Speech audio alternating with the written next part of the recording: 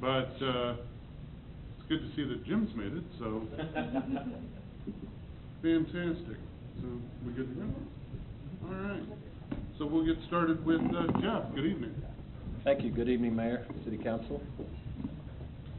I think this evening we will certainly share the results from the town hall meeting, but I'd like to recap a little bit of the information that we went over at the town hall meeting. I think it's important for those that are in attendance this evening receive a snapshot of that information, as well as any of the governing body that perhaps did not have a chance to see that just yet. But I think the first and foremost, I'd like to point out that, aligned with City Council direction to seek citizen input and engage the citizens in on at the ground level the beginning steps of any project or any visioning exercise, I think we had some success in doing so and reaching out to the community, and had a well-attended town hall meeting where we did receive some input from them.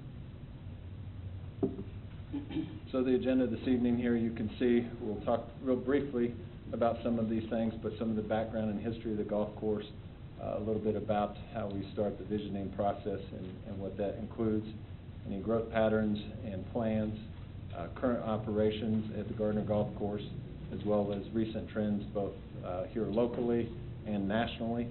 We'll talk briefly about some of the economic value of park space or open space. And then we also completed a bit of a SWOT analysis of strengths, weaknesses, opportunities, and threats that we shared with those in attendance, and discussed those in detail. And then we'll highlight some of the possible options that we shared with the group and ultimately pulled them on.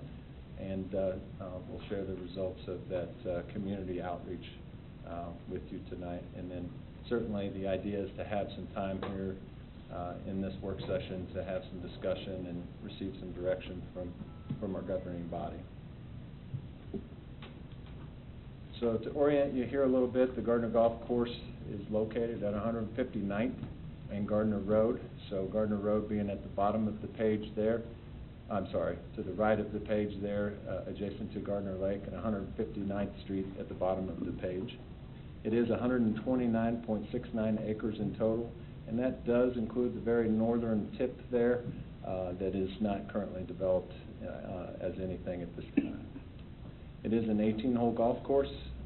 The property is owned by the City of Gardner. To give you a little bit of back history, it was leased to the Gardner Golf Course Association in 1975, and those folks operated it for the most part on a volunteer basis for many years as a 9-hole sand green course when Mr. Jim Pruitt entered into an agreement with the City of Gardner for 30 years in 1988. That brings us here to today. We're starting the process in planning as that current agreement is set to expire in August of 2018. So we discussed a little bit about the visioning process and shared a couple of examples that we've had within our own park system where we did some similar exercises. We see to the right of the page there towards the top is a before and after shot of Celebration Park. It's basically farm ground before the city purchased it, where we went through some exercises to develop some concept plans and get an understanding of what the needs and priorities of the community were and where we had some deficiencies within our park system. Today, it serves many, many thousands of people each and every season. It's been received well both by our citizens as well as the visitors of our community. To the bottom right of the page is a before and after shot of the Gardner Aquatic Center before it was expanded in 2007. Again, just like with Celebration Park, we went through a series of steps to seek citizen input on the kinds of things that they were interested in having with their aquatics facility, and if they wanted to expand on their aquatics facility at all. Since then, our facility, since opening in 2007, it's expanded in participation from an average of anywhere from 17 to 20,000 visitors per season to over 80,000 visitors per season since opening in 2007. So we shared those to get the folks in attendance to start thinking about what they wanted with their property. Like I said, it's owned by the City of Gardner. The lease expires in 2018, so really there are multiple options that can be considered, and we wanted to seek input for that. whether that be for green space, active recreation, residential, commercial, golf, whatever the case may be. So for me, to go through a visioning exercise, it's important to understand where you're going and even where you have been. So the image here that we shared with them, this is an image of Johnson County in 1960. So this is an outline of Johnson County, as you know. All the brown dots or image within the image is platted properties within Johnson County in 1960. You can see to the lower left, not the very bottom of the page, but I imagine all of you, as many maps as you've looked at, you know where Gardner is located. It's the small brown dot towards the bottom left-hand corner of this page. That's 1960. So we fast forward 20 years, we start seeing some more growth here in the county. And in 2000, and in 2015. So certainly that gives an indicator that Johnson County continues to grow. In fact, some of the recent reports I've read, we have grown by 25% in the last 15 years, and that growth pattern is expected to continue. So what about Gardner itself? Right here is your very own comprehensive plan. It's the residential area plan within that comprehensive plan. Visiting with Larry to get an understanding of where we are exactly here today.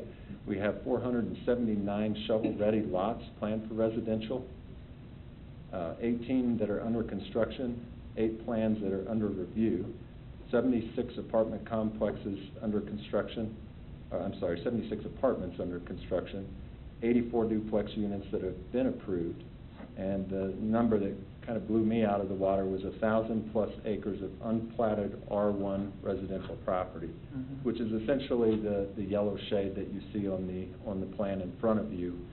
The arrow is pointing to the Gardner Golf Course. You can see that's kind of the white square in the middle there, or towards the top.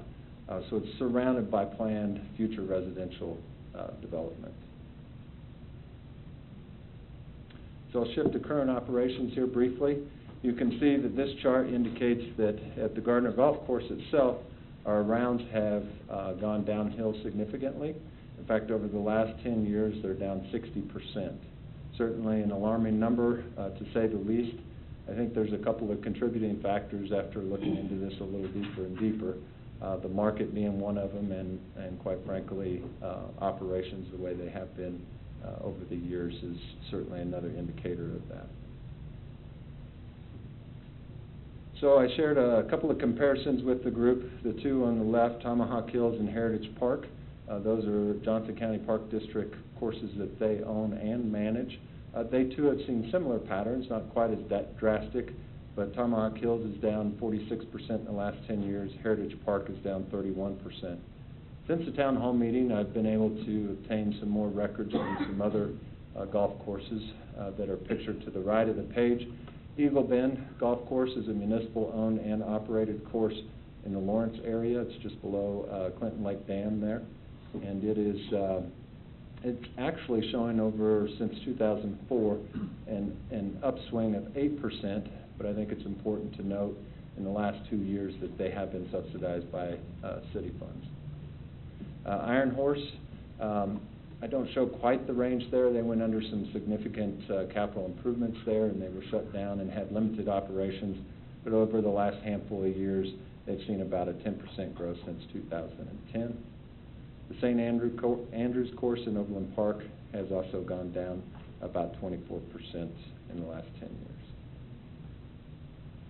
So operationally, certainly that's a question on all of our minds. What can we expect on the bottom line if we just focus on the spreadsheets of the operation of golf alone and not really beyond that? And you can see it's kind of a mixed board here. Tomahawk and Heritage both over the last 10 years have an average annual subsidy anywhere from roughly $29,000 to a little over $82,000 between the two courses. Eagle Bend, on the other hand, they've shown on average a slight profit. Basically, they're putting into the course what they've been able to bring in revenues. The Overland Park courses are really kind of combined, and that's a different animal. St. Andrews is an 18-hole course, where the other one is a 27-hole course. but combined, they're making a profit of just over $600,000 on an annual basis. Iron Horse is to the other extreme.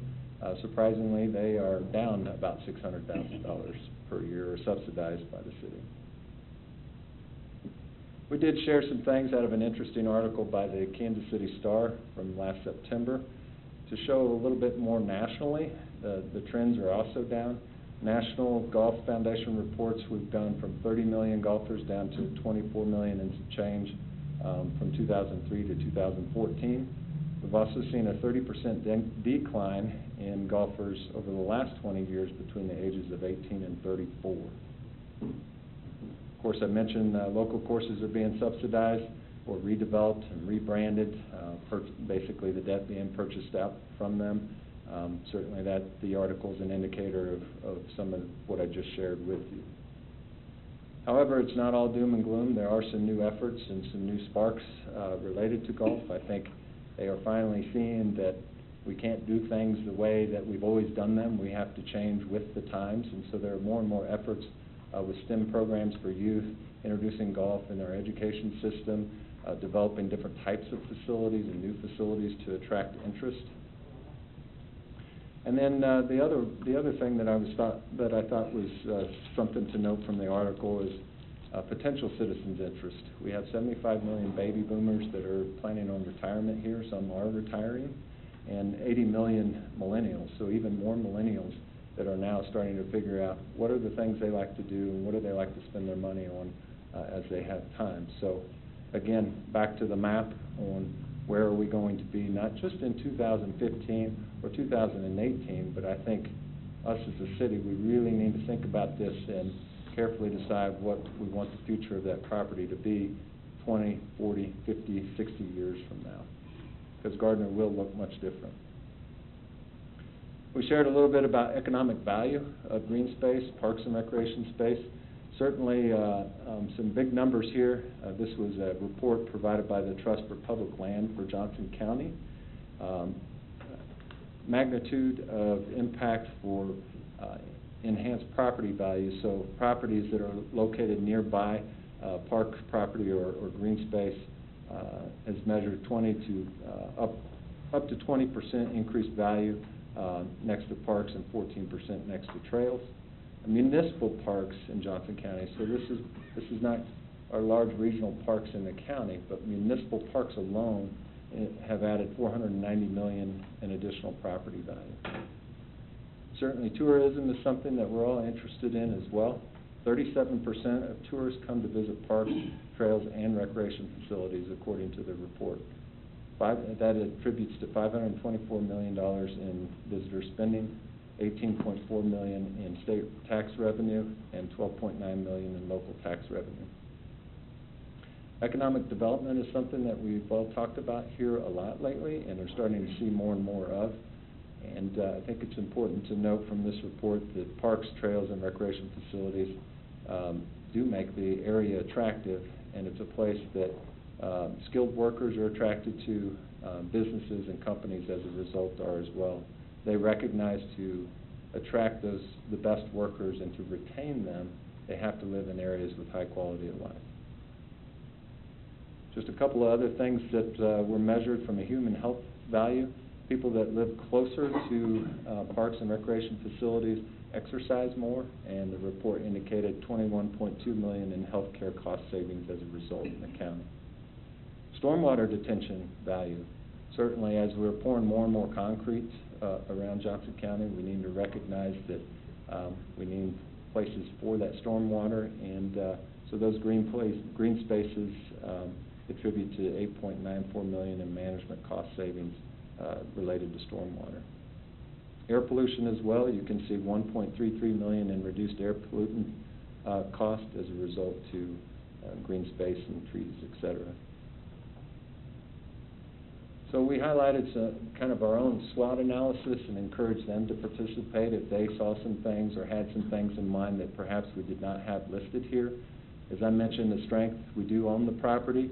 There'd be no debt for the property no matter what is done with it. The city owns that free and clear. The course layout is something that we constantly hear that people appreciate if it's to stay as golf. They really do like the current the existing layout.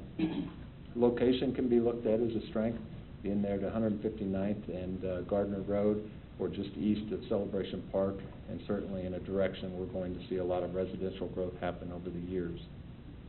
Weaknesses, current conditions, certainly we own that the course is in poor condition.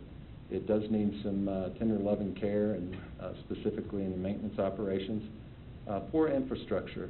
There's some things that we have concerns there with. While we haven't looked at all the details, I feel that the irrigation system is probably on its last leg out there.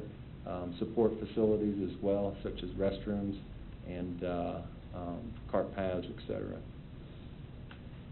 Utilities, we do have utilities to the course, obviously for the pro shop, but there are not utilities out on the course, so that would be something we'd have to look at if that was something we wanted to provide on the property. And our reputation, like our rounds, our reputation at the golf course has dwindled down as well.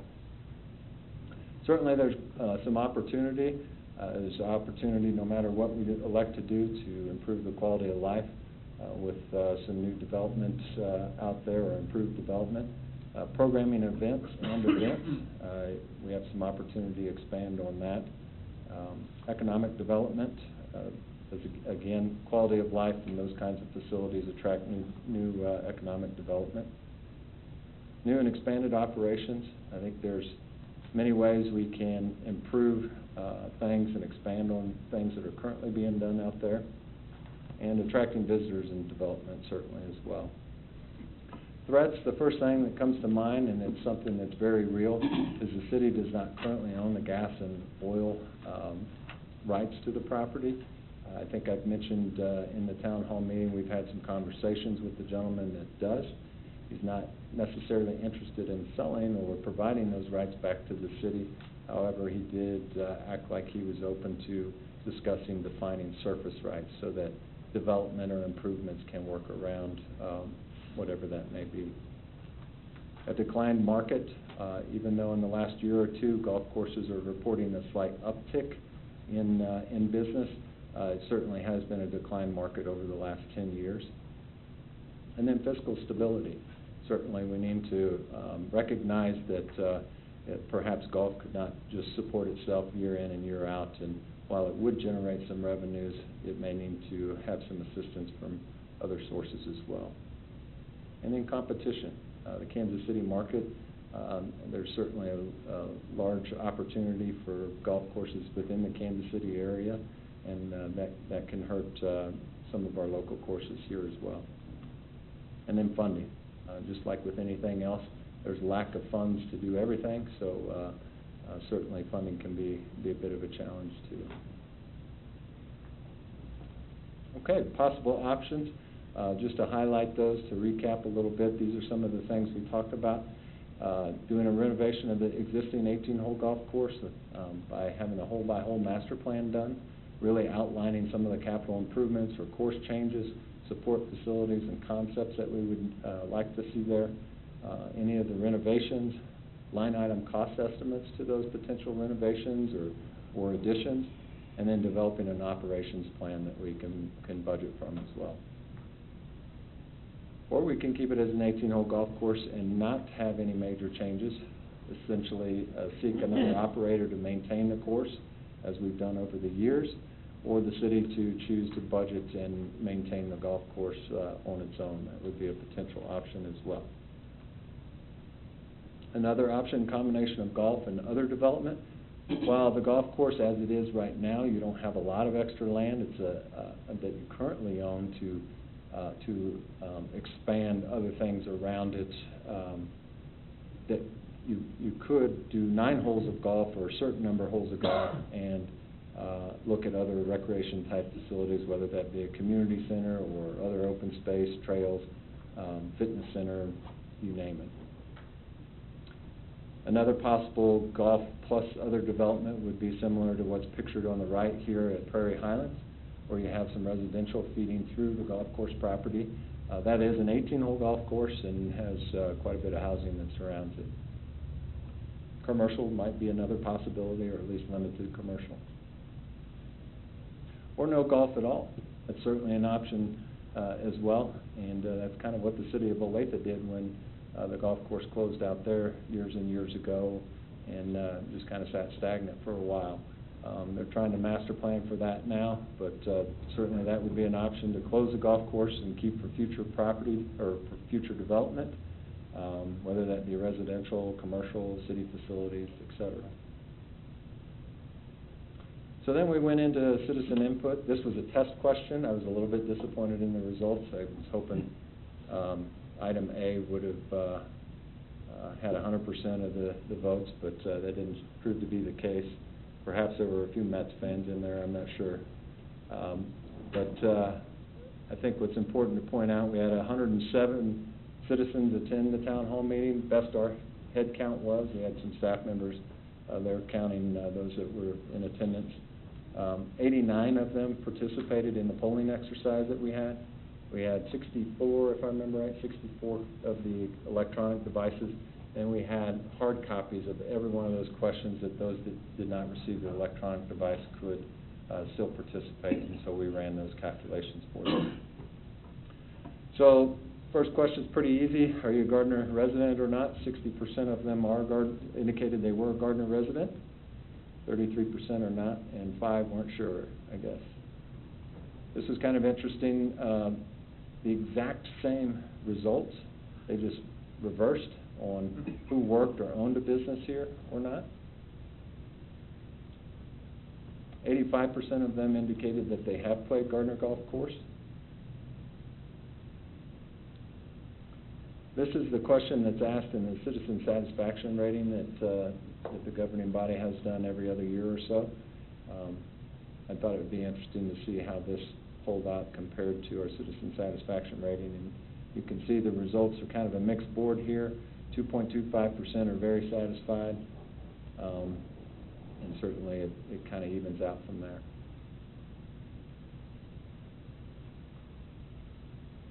So we asked them, as the city prepares to make plans for the golf course property, would you prefer the property to continue to be operated as an 18-hole golf course?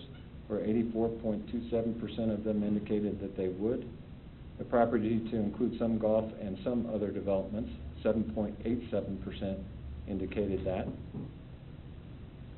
Or C, the property not include golf at all, 2.25% indicated that they would not include golf at all, where 1.12% were neutral.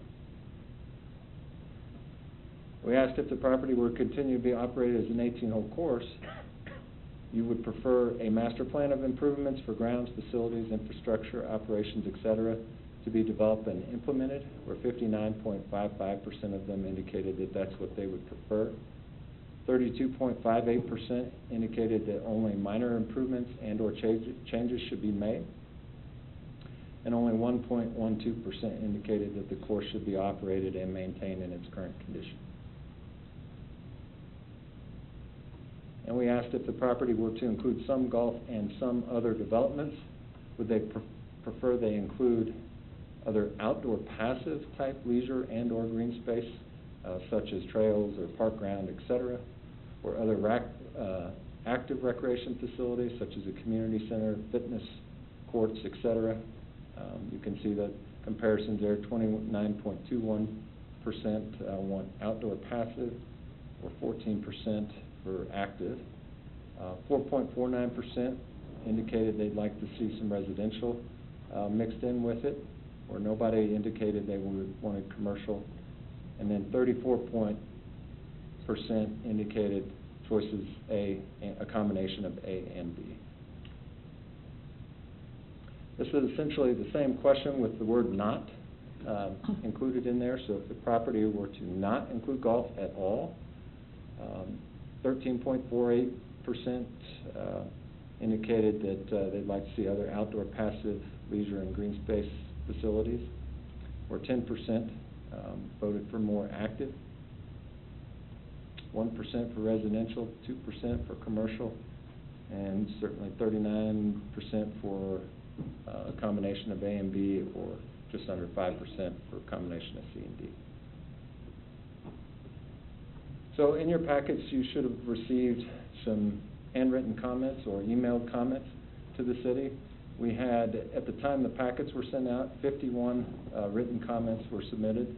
I think you have an updated copy, I believe? Okay.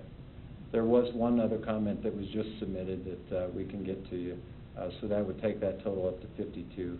29 of them being comment cards that were supplied to us at the town hall meeting in February, 5 comments or letters that were just sent in or emailed, and then what ended up being 18 online comments that are all included in your packets for you to review at your leisure. So all of that really brings us to this slide, which is some discussion with our governing body and in hopes of getting some direction on what path we may want to take or the first steps that we would like to take in making plans for this important piece of property. That would include renovation of an 18-hole golf course, whether we want to master plan it out, develop an operations plan as part of that, or keep it as an 18-hole golf course with no to minimal changes. And if so, we could certainly go through the RFP process to seek potentially qualified operators, or to start developing a budget for the city to operate as a division within the Parks and Recreation Department. Or a combination of golf and other developments, whether that be other leisure parks and recreation amenities or other public-private partnership possibilities that we could ultimately try to pursue, or no golf options at all, and either sell the property or close the course or anything in between. So with that, I will pause, and I'd be happy to try and answer any questions that any of you may have, or open it up for some discussion, and we'll go from there. Well, we'll start with opening it up for public comment. If there's anyone in attendance that would like to make public comment regarding the presentation that Jeff just gave, now would be your opportunity. Just step to the podium, state your name and address for the record, and be heard. Appreciate that. I'm Jim Dean. I live on 159th Street here in Gardner. I've played the Gardner Golf Course for the 22 years I've lived here. I think it was a great presentation. I think it was a good turnout of people. I think the percentages show very much that they prefer the 18-hole golf course, different formats of it. I also think the presentation also shows that it's an economic development tool, it's a business development tool, and it's a quality of life issue. Now, we've got great quality of life issues here in Gardner, Kansas. We have the Aquatic Center, Celebration Park. As nice as there is around, and I've heard nothing but good comments about them. The golf is another quality of life, somewhat a different group, but not really. I live on the golf course, number 3 greens in my backyard. This last weekend, I saw families with little kids out there. I saw couples out there. I saw people my age out there. One of the things for the quality of life is some of us can no longer go play the baseball. We can't play the soccer, but we can get out and play golf.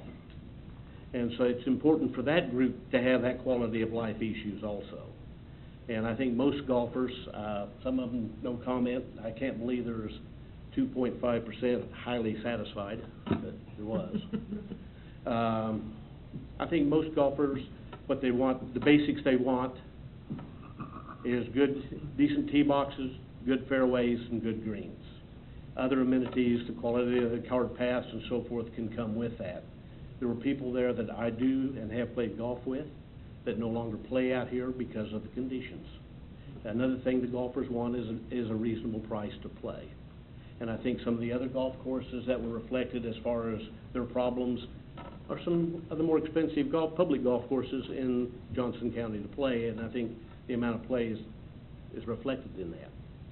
But I think it was a very good presentation. There was a good turnout.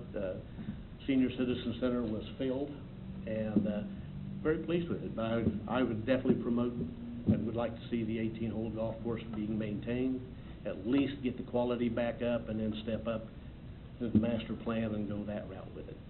So that over time, it doesn't have to be done all at once. It can take time and bring the golfers back. But the quality of the golf needs to be improved on that. Thank you. Jim, thanks a lot. Anyone else? Jeff, you wanna pull a mic in, or you wanna go back to the podium? Sure. Your choice.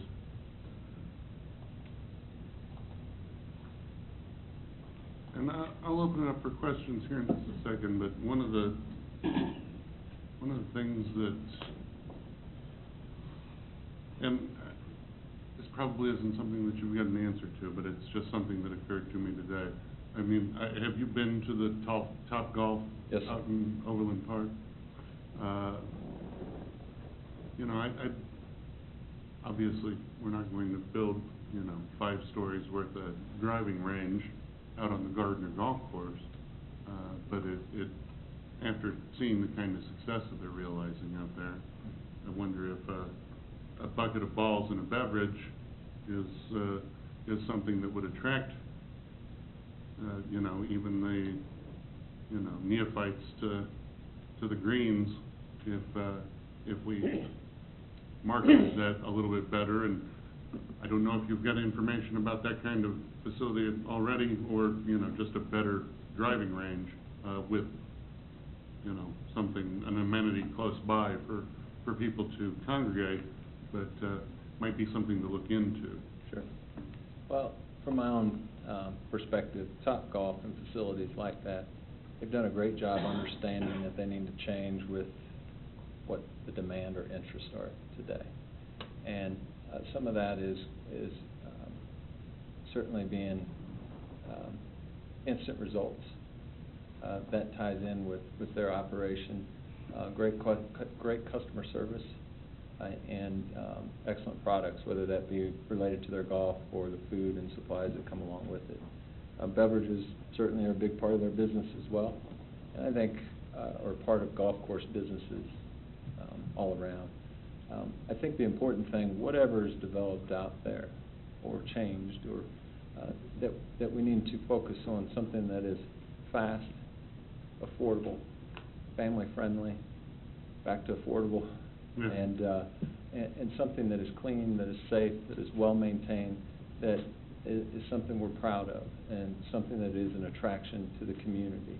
And if that's golf, I think we can do that. If that's something else, I think we can do that. We're going through the visioning process here to try and get an understanding. We've reached out to the community and what their interests are, and certainly that information has been shared with you, and we'll continue to collect that. I think if it's decided that we go down a path to take a look at what we might do for golf, and what our operations plan may be, and what improvements are necessary, and then what are desired, we can start and do some of that, but the outreach with our community, our golfers, or whoever that may be, needs to continue. They have to be a part of that process, no matter what we put out there. Okay. One follow-up question, and then I'm going to shut my yap and let the council members question you. But if I understand correctly, when in your time in Manhattan, you helped revitalize the golf course out there. Can you tell us a little bit about that? And you've been here for a nice long while. So how is the course there doing now? What, 15 years later? I haven't checked their operations here recently. At the time, in the course that I was managing or overseeing the operations of, was Rolling Meadows Golf Course. It's out there by the lake, just outside of Junction City, and that was part of my responsibilities while I was there. And we certainly made efforts to have our maintenance levels high, our customer service high, our rates low. In fact, just before I came out here, we even lowered the rates a bit more. We saw a lot of, we even made it a practice to look at license plates in our parking lot. And we saw a lot of cars from the Kansas City area, specifically Johnson County, with some of the deals and some of the things that we were doing. So no matter what, there's golf choices everywhere. If we stay with golf, we have to make sure that we're marketing it in a way to really attract whatever market we're trying to attract. And if that's country club level or higher, or if that's clean, safe, municipal fun that's family friendly and attracts young people with some creative programming and marketing, then that needs to be our focus. So I have no doubt that we can improve things out there, no matter what direction we go. I think that there's some things we can do. It'll be a challenge, it'll be a lot of work, and it will take resources. I don't want to hide behind that. It will take resources, and I think the important thing, too, to point out is, while the city has owned that property for many, many years now, we really haven't, as the city, invested much in improvements out there.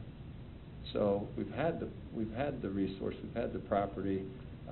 It may take some investing to bring it up to speed, and that could be over time. When we prioritize, just like we do with the park master plan, we point out what's unsafe, and we start tackling things there first, and then start tackling what's most important for operations and maintenance.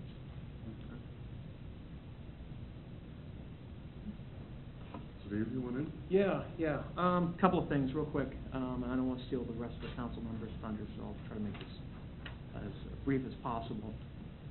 Couple of things, immediate needs right now. Thanks, Rich.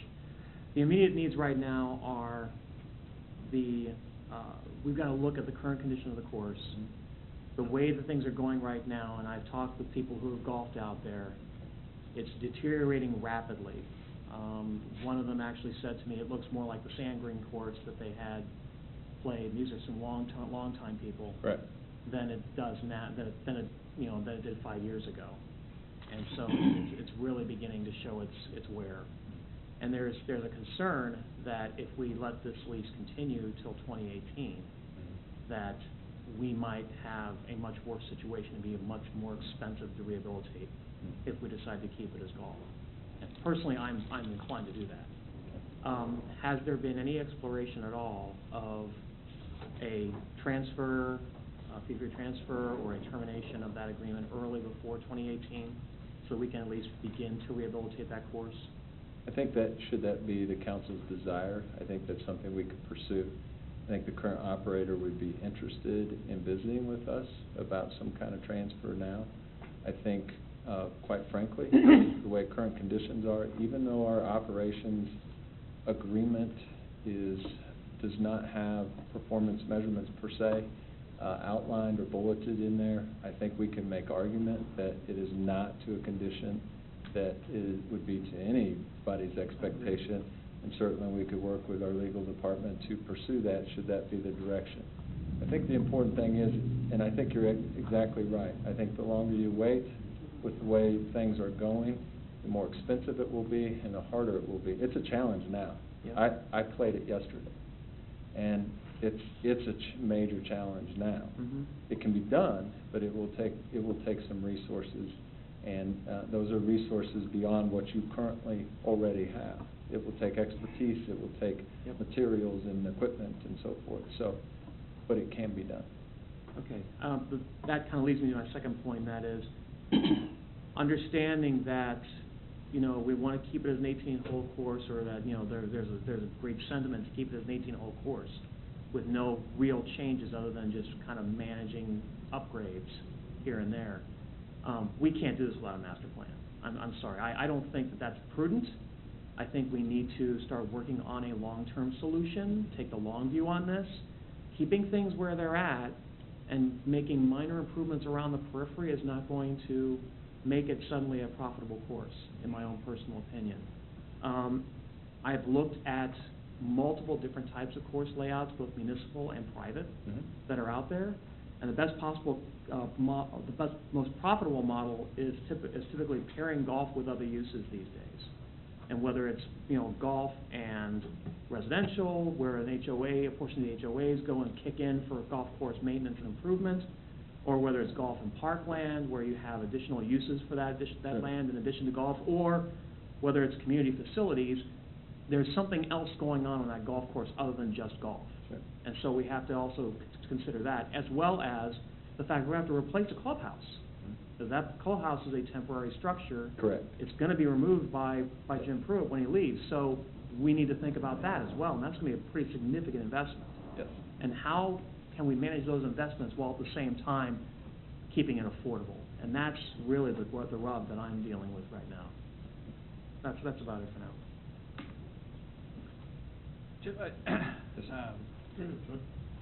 Looking on some of these city council direction choices, if we're comfortable with the fact we want to keep it as an 18-hole course,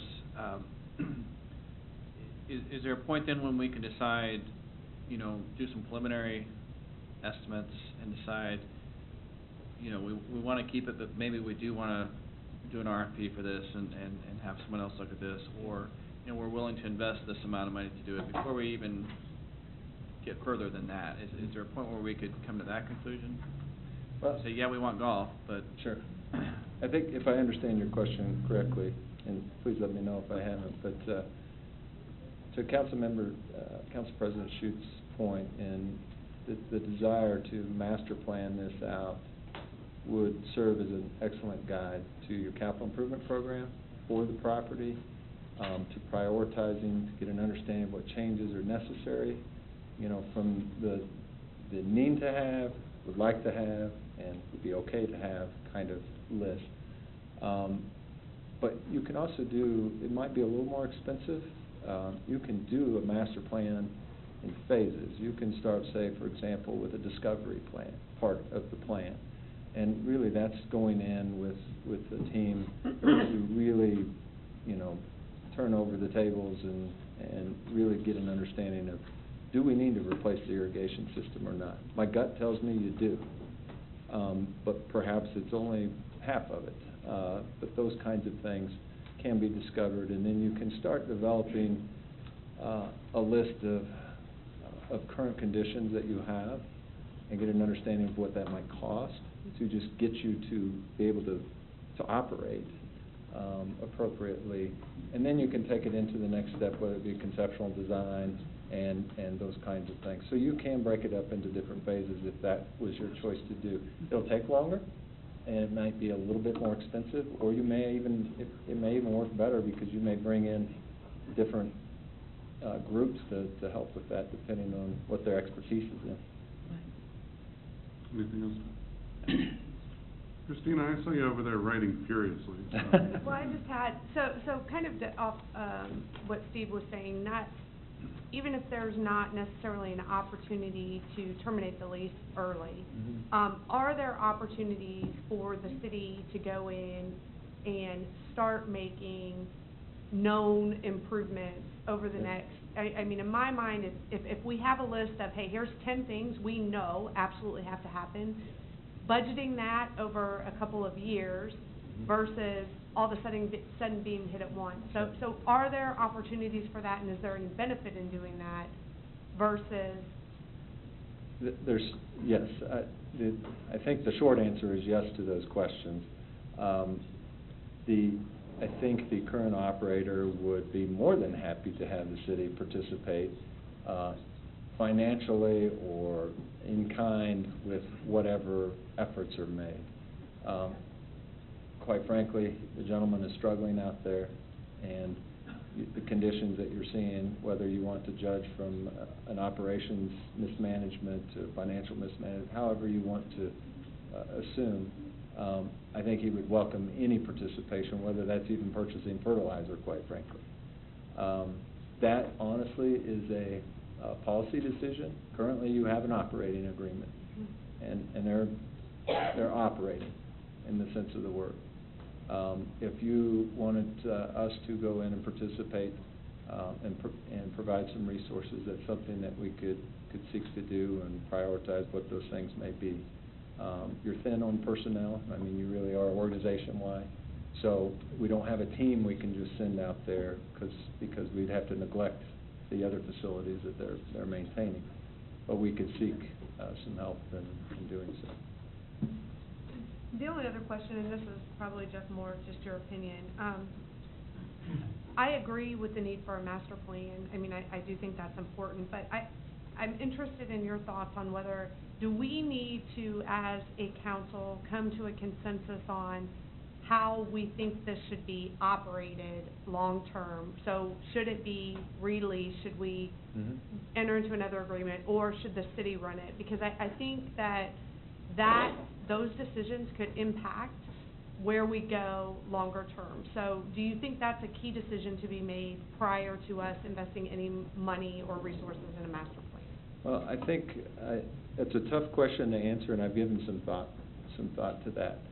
There's a couple of pieces to that. If you have an expectation to bring in a new operator to make certain capital improvements, you can outline what those are to be and do an RFP and seek that. Now, for an operator to be successful, they have to make, most all of them, have to make money. And so you want to set them up to be successful so that you as a community can be successful. And we're not having that right now. I don't know if you have to decide whether it's going to be operated in-house by the city or do an RFP in the future for another operator. But what I think you want to do is manage your expectations on what your expectation is of the property. Is it really the operation spreadsheet, what happens there, what's spent there, what's brought there revenue-wise? Or is it what it brings to your community? Does it have these outer rings that you want to think about from an economic development standpoint and a quality of life standpoint, and what that does for your community, whether it's golf or something else? So I don't know if you have to answer that today, but I think you'll be on the right track if you identify what capital improvements need to be made out there to make it safe and user-friendly, if it is golf. I guess I'm thinking more in lines with basic amenities. So if we decided that we wanted to serve alcohol out there, or if you wanted some sort of, mini restaurant, nothing really formal, but does the city really want to get into that type of business, Sure. As part of the city, or does that dictate what direction we may go? I really, municipalities do it all the time. Okay. They are in the banquet business. They're serving drinks. They're catering.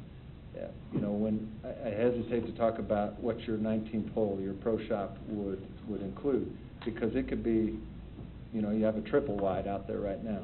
It could be that with some paint on it. Or you can say, you know what, we don't have a place for banquets or receptions around here that's of any size. We want to expand. I think a golf course property would be a place for that. So that's a whole nother scale. So I don't have a cost estimate for you. We'll have to define what your vision is for that before we conceptually do those kinds of designs and come up with cost estimates. But, Rich? Oh, I was gonna let Lee go. I'm just gonna clean up. So, The one I- with that cleanup. I applaud the citizen outreach efforts that we've done on this. It's been fantastic. Having the clickers and the folks show up. The only caveat to that, I would caution us a little bit in putting too much weight into what we got there. I mean, I noted when we talked about not having golf, the one question that we had that considered not having golf, 29% of the folks did not respond to that. right. And You're right. that tells me that we had a golf crowd there. We did. Yeah. So I just want to throw that out there. The other thing, I keep hearing comparisons between the golf course and Celebration Park and the pool, and I would like to remind everyone that we had a referendum in 2005 to help us pay for constructing the pool in Celebration Park. That referendum was, we went to everyone and asked the entire population of voters, would you like a pool and a really cool park? And they said yes. Yep. So that's what we did. So I just want to put that out there just to temper the discussion a little bit. The other thing is, I agree totally with you. If whatever we build, I'd like for it to be sort of a shining star within Johnson County. Sure. An attraction. People from all over Johnson County or KC Metro come here to take part in the activity that we put out there. Mm-hmm. And if that's golf, that's it'll make a lot of people happy in Sure. down here. So Sure. So I'm all for that. What I would like to see, if at all possible, if we get consensus that golf is the path forward for that piece of property, what I would like to see is a business plan. And how much of a subsidy are we going to pay? What's going to be acceptable to us?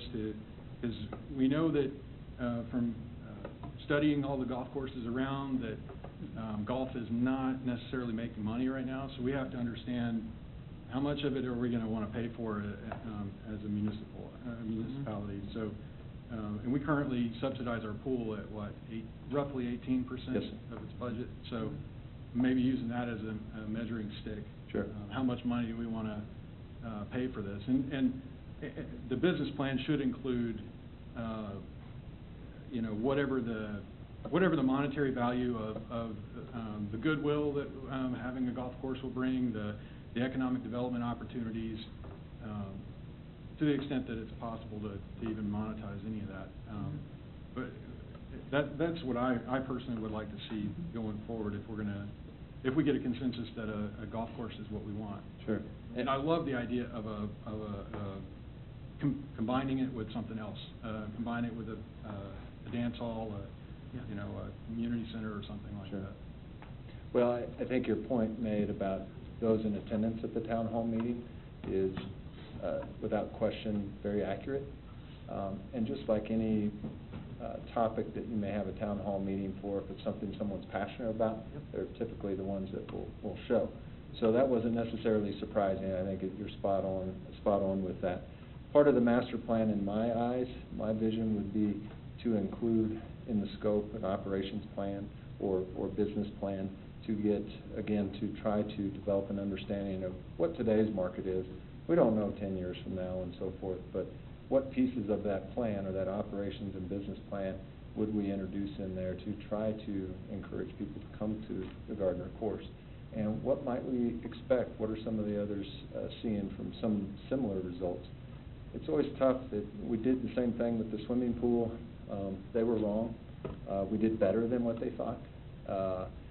So it's a bit of a numbers game, somewhat of an educated guess, but certainly a piece of the scope that I think we should include if we go that route. Yeah, one of the questions that, or one of the arguments I've heard a number of times is,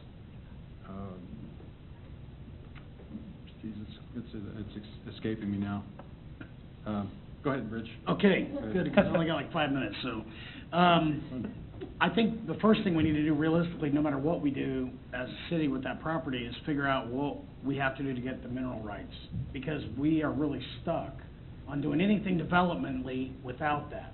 I mean, we can't expect to put businesses and everything else in there, even with surface rights. They can still come in and do all kinds of drilling and everything else, and nobody's gonna wanna move out there if all of a sudden an oil well shows up in their backyard. So I think that's first and foremost what we really need to look at as council. Am I alone on that? Yeah, you're absolutely Okay, I think that'd be the first thing as we figure that out. Also, have we got any idea on what that expense would even be, Jeff? On obtaining the mineral rights? Right. It's a great question, and I did, just on a friendly basis, approach the owner of mineral rights, and we sat down and just between the two of us had some discussions. I just wanted to get an understanding, especially since oil is not worth very much. Right, no, that's the time to buy right now. You know, would he have some interest? Very nice gentleman, wants to work with us, certainly is interested in it staying as golf and wants to work around the golf operations.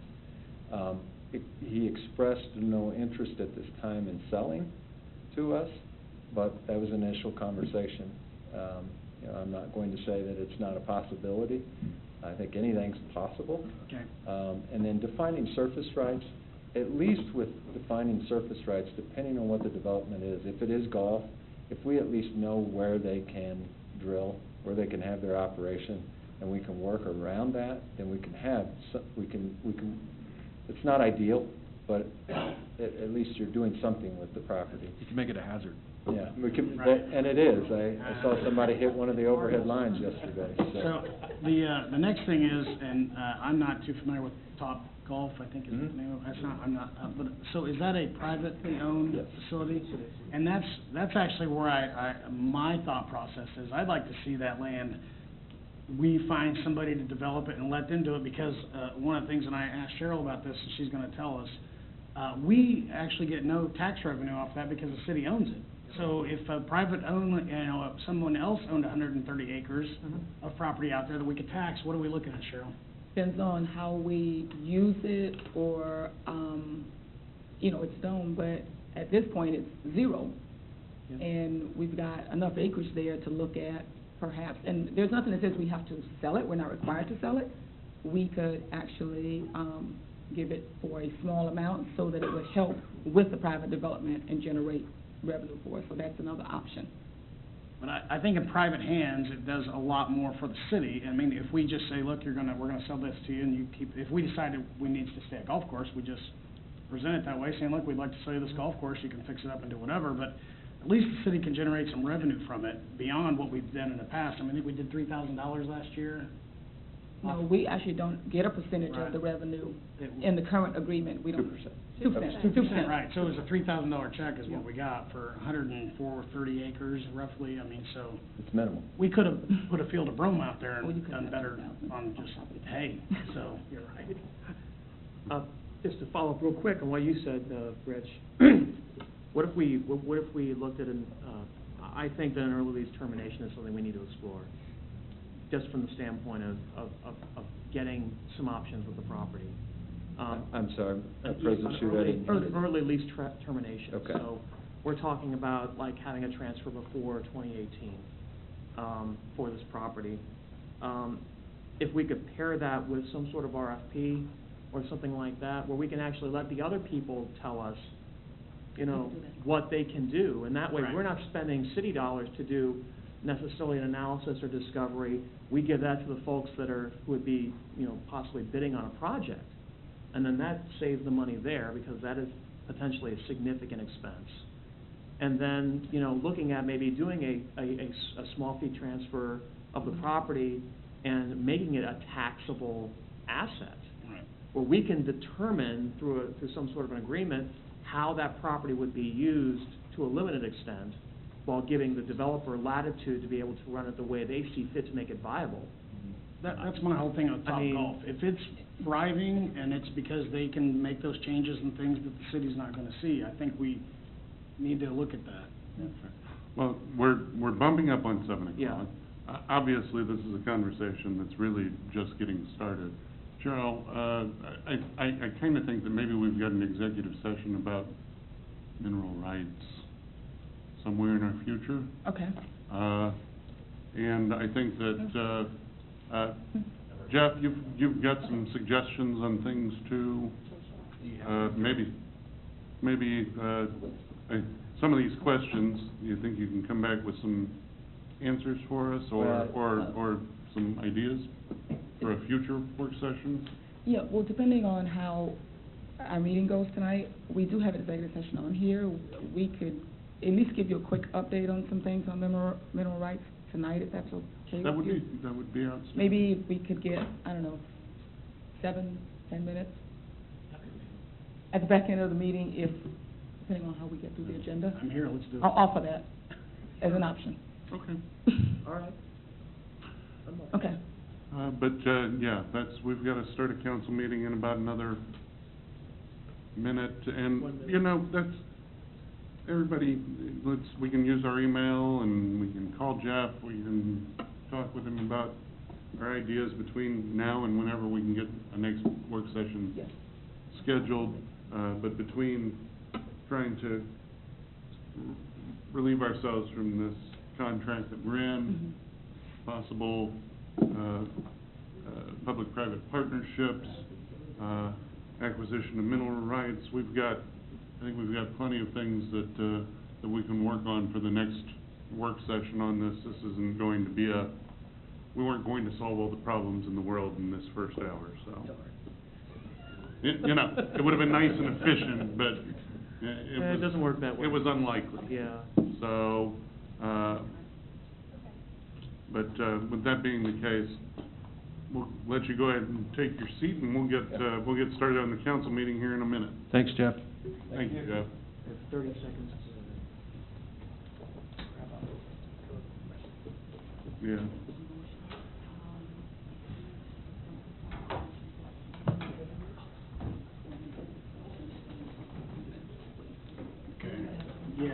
Yeah, please. That'd be awesome, because I'm not really, Wing it? No. I mean, I can wing a lot. They don't listen to me when I